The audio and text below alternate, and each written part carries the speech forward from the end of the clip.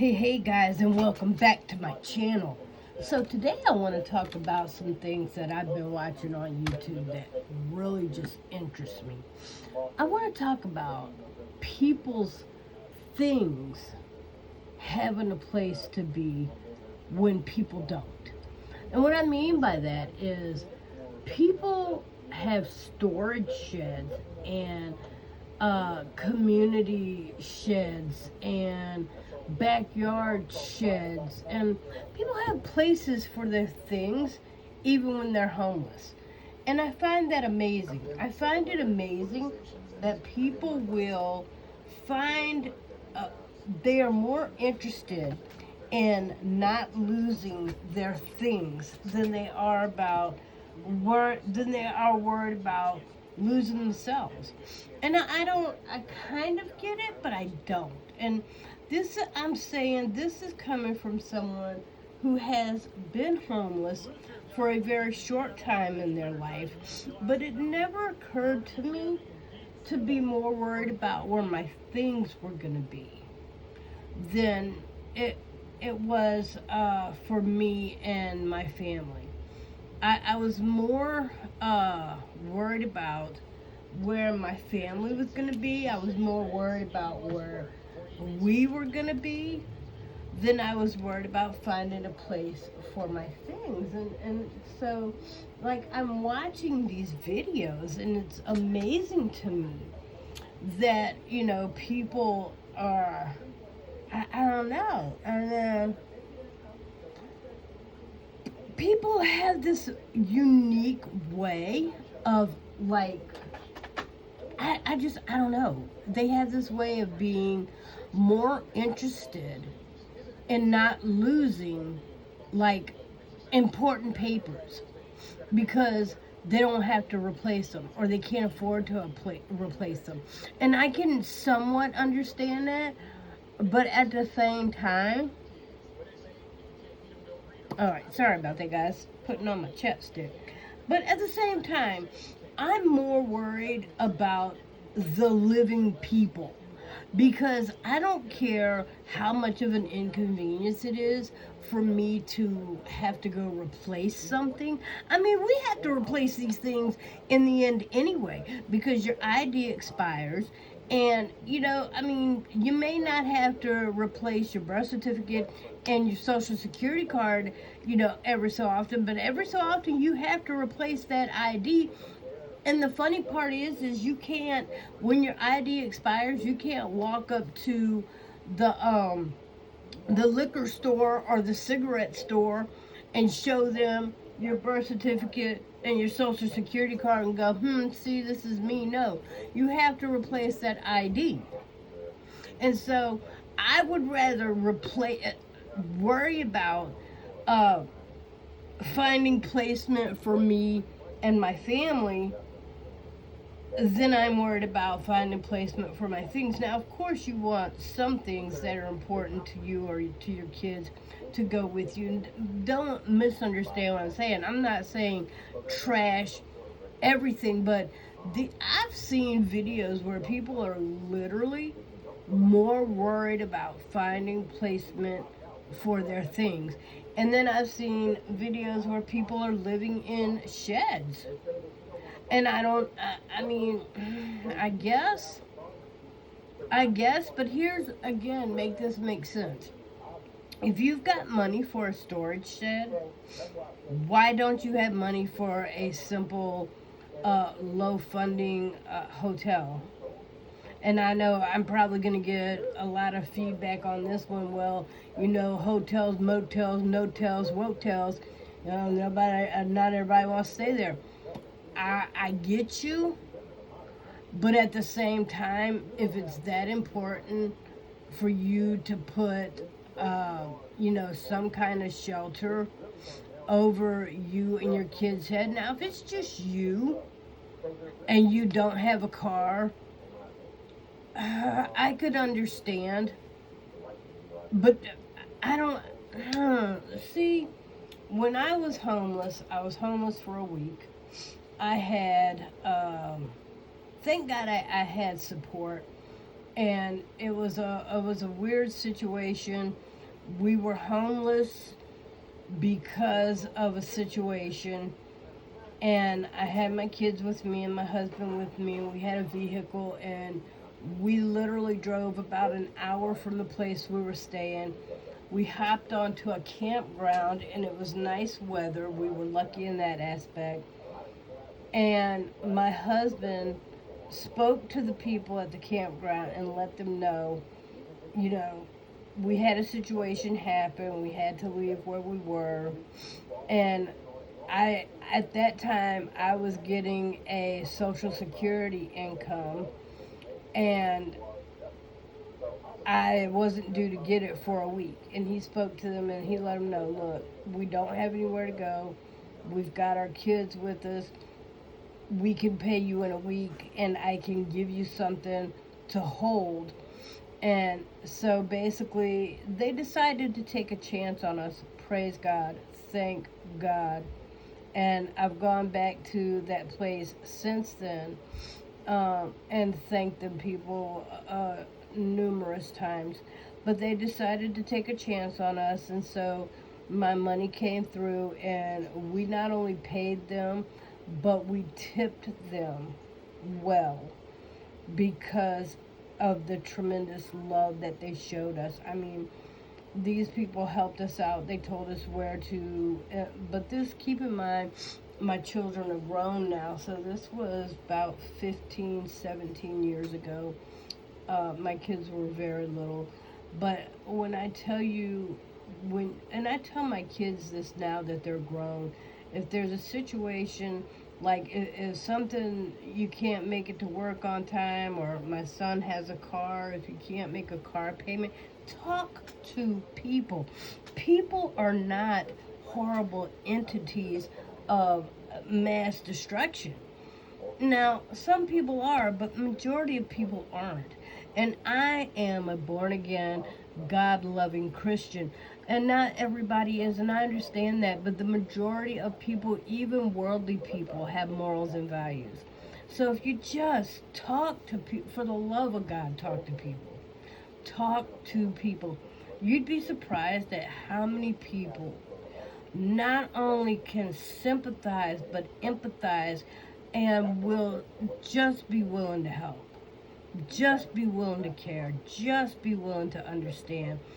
When I tell you, and I almost want to say the name of the campground, but I don't, because I don't want lashback, because, like I said, most people are good people, but some people are idiots. But when I tell you, these people, they helped us out with food. They helped us out. They told us where to go to get extended help. And when I tell you, in this small town, the pastor of a church helped us. And I'm trying not to cry, because it was so, it meant so much to me at a time in my life when, and this is why I say, when I talk about this issue, I understand. I have been there. But so the people at the campground told us where to go to get help. And so we went to this pastor, and his house was on the parking lot with his church. And it was he was a Baptist pastor. He has since passed.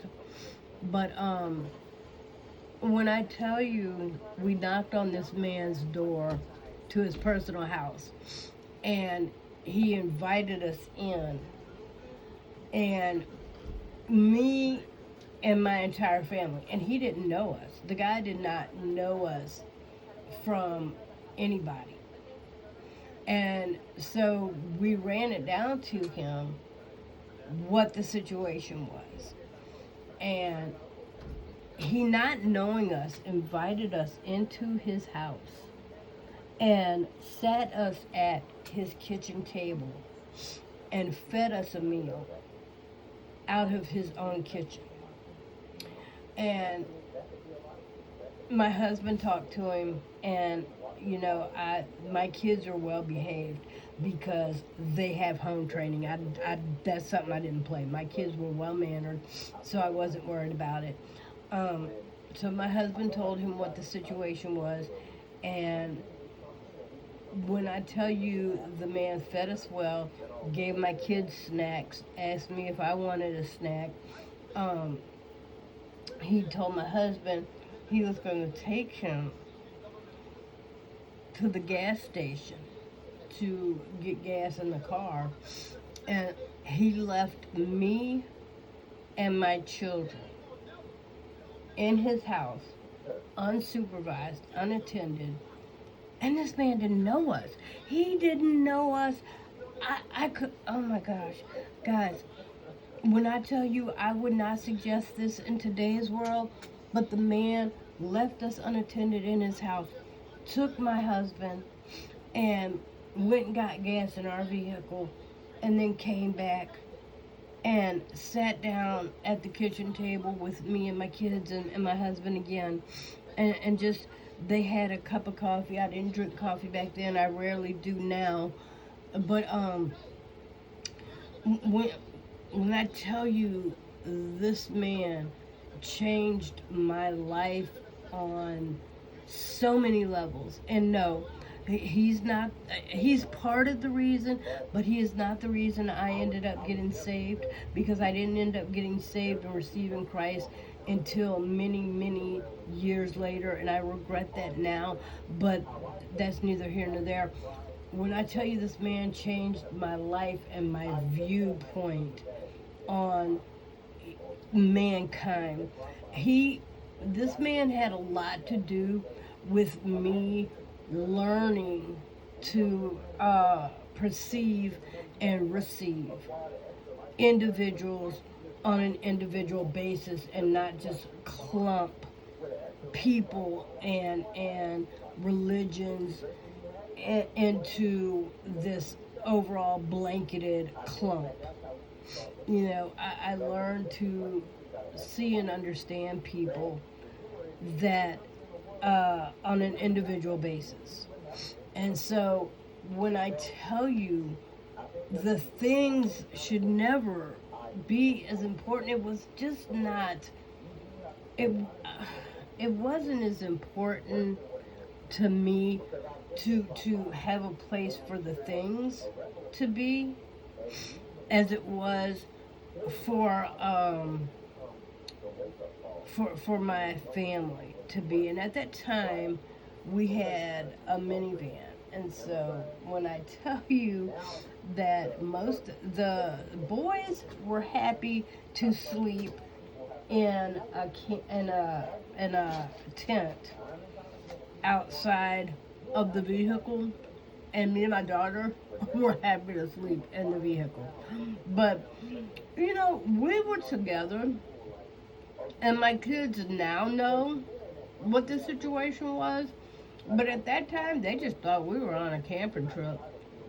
They thought that we were on a weekend vacation, a week vacation. They thought we were on a camping trip. They had not a clue, not an idea. When we were at that campground, the guy, we took the little bit of money that we had left, and we bought some groceries, and then the guy actually gave us a little money to help us buy more groceries. So when I tell you, this pastor was absolutely amazing to us, and I was so hurt to find out when a few years later, when I wanted to go back and thank him, and we ended up finding out that he passed, but his son was now the pastor of that church. But we didn't get a chance to meet the son because there was some stuff going on in their little town, and we had to get back to our kids at that time, and so it just didn't work out. And I'm hoping maybe in the future, actually really soon, that maybe I'll get a chance to go back again, because I will never forget the campground or the pastor or the town. And when I tell you, this was probably about 17 years ago now, I will never forget as long as I live, because it was such a life changing event. And so this is why I tell you I understand being homeless, because it is a life, especially if you've got children, but even if you don't. Um, when you have other people in that situation with you to, kind of uh, share in the experience with you, it does change it a whole lot more than when you're by yourself. I couldn't imagine going through that by myself or as a single parent. I thank God that my husband was with me. But when I tell you the experience, the people were so good to us. God had his hand on me and my family. So anyway, the guy and my husband came back, the pastor and my husband came back. We sat at the table for a minute. We talked. He gave my husband a few more dollars, like I said, for groceries. Our gas tank was full. And we told him where we were staying, and we went back to the campground. And we went to say goodbye to him on our way out of town, but unfortunately, it could have just been by design. Maybe the guy was an angel, and that's why I never saw him again. I honestly don't know. But I mean, we went to say goodbye to him and just thank him, and I wanted to give him some money back because, like I said, my income had came in and I had paid for our stay at the campground, and I had gave them an extra tip in gratitude for their service. And but I mean, I wanted to give him something, and not just a payback, but a thank you, a pay it here, hold on to this and pay it forward to the next person. But he wasn't there, and I was, saddened to find out he passed, because I wanted to thank him, and I wanted him to know that he played a very important role in my life and where I am today, because he really we've come a long way. We've come such a long way from that day, and he played such an important role in that. And this is what I tell you guys, that you have to talk to people, because people are willing to help. People are willing to listen. People are willing to give a helping hand. It's not always about a handout. It's about a hand up. And so if you're in that situation and people aren't willing to help you, then move on, because you have to keep talking until your voice is heard. Don't let people stifle your voice. Don't let people shut you up. I'm not saying go out there and go Felicia and Karen on people. You don't have to go ratchetly stupid, okay? You don't have to let the EBT crew hang out, all right? And I'm saying that I don't care if you're white, black, or otherwise. But what I'm saying is talk to people, because people in general do care. People, 9 out of 10, if you find you're an older person, they can relate, or they've either been in that situation or they've helped somebody and they know somebody in their family that has been in that situation. And people are willing to help. And you have to have more priority. You have to prioritize yourself above your things. Your things should never... don't waste time. Like I said, take the important things, like your birth certificates, your social security cards. Understandable, okay? Because those are, and even those can be replaced if need be, okay? People lose stuff like that in a house fire all the time, but don't lose yourself. Don't lose. The most important things to not lose is your sanity, your self-worth, your self-importance. Don't lose yourself. It is more important for you to house yourself than it is for you to house your things. So if you have a vehicle, which we were lucky enough to have, we were blessed enough to have a vehicle, throw the important things in a grocery bag, in a small grocery bag. and tie a knot in those things and throw them on the floor behind the passenger seat in your car. And then give the people a place to stay. The things, the clothes, the arts and crafts, the toys, all that can be replaced. Grab your cell phone if you have a cell phone. If you have a laptop, don't worry about your laptop. Or if you have a laptop, grab your laptop. But if you have a desktop, leave it. But you know what I'm saying? These things can be replaced. The most important thing is to get you and the people. The people are the most important thing. Get those people to a safe place, to somewhere to be. Because living in a storage shed or being out in the cold, that's no. And finding a place for your things is before you find a place for yourself. To me, that's absolutely insane. That's insanity. Putting more worth on your stuff than you put on yourself, that's crazy. Because if you're not taking care of you, then what's the sense in having the stuff? Because you're gonna be deceased and gone, and your stuff's still gonna be here serving no purpose for nobody else, because the person it was meant to serve purpose for is gone. The stuff is safe, but the person is gone. So, I don't understand that whole concept. I see these shows where people are putting their things first, and I see some of these shows where people are sleeping in the shed. And I mean, I guess if that's what you gotta do, then do what you gotta do, but don't get caught, kind of thing. I'm not sitting here advocating for that by any means. I don't want my video to get pulled. I'm not advocating for people to sleep in storage sheds where you're paying for, but if you get a tiny home situation, that's a whole nother situation. That's a whole nother story. But guys, put yourself first. Take care of yourself. You are more important than your things, and that's the purpose of this video. That's the message behind this video, is you matter way more than your things. So you see what my background says today? It says do more of what makes you happy. And I know you can't really see it because of the glare, so here, let's take it that way.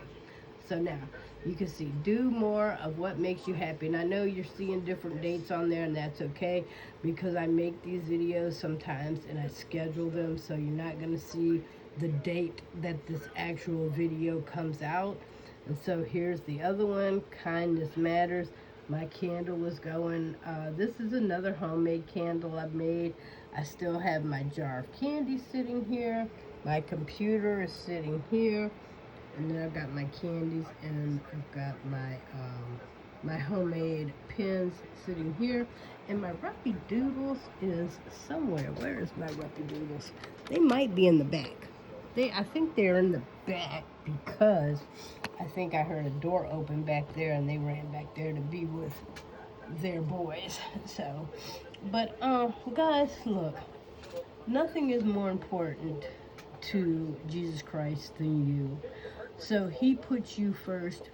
You need to put him first so that you can know your self-worth. If you're in a situation where you've never met Jesus Christ, but you would like to, give me drop a line, drop a message, and I will introduce you to him, no problem.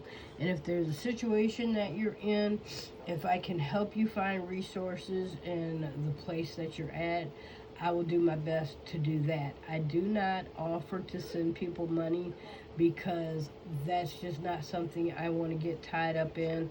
I'm not trying to get played, oh, poor me, I'm homeless. Can you cash app me? No, I'm not going to cash app you. I'm not for being taken advantage of. You know what? Like, I'm telling you that you matter, I matter to me, and I matter to Jesus, and I'm not putting myself out there in a way that I'm going to have people misuse and abuse my kindness or take my kindness for weakness. So I don't get caught up in sending people money. But if you are in a situation and you want to drop me a line, if I can help you, I will do my best to help you find resources in your area. Again, I'm not going to be sending you any money. I'm not going to cash app you any money. No. But I will do my best to help you find resources in your area as far as homeless shelters, food banks, and that kind of help is what I can offer you. So that being said, guys, I'm going to wrap this one up and get it scheduled. I love you guys with the love of the Lord. Thanks for stopping by my channel. And hey, if you enjoy these videos, give a thumbs up, give a subscribe, give a whatever, and I will see you guys in the next one. And again, thanks for stopping by. Enjoy the rest of your day.